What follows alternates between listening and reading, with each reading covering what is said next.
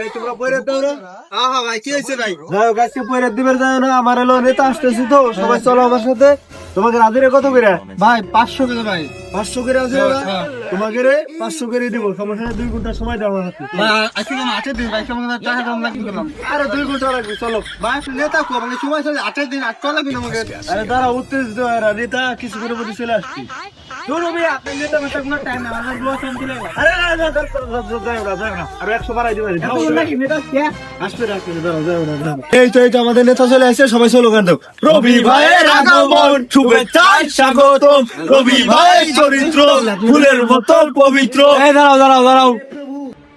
এই যে আমার নেতাকে আমি ফুলের মালা দিয়ে বরণ করে নিলাম। বসেন, স্টেজে বসেন।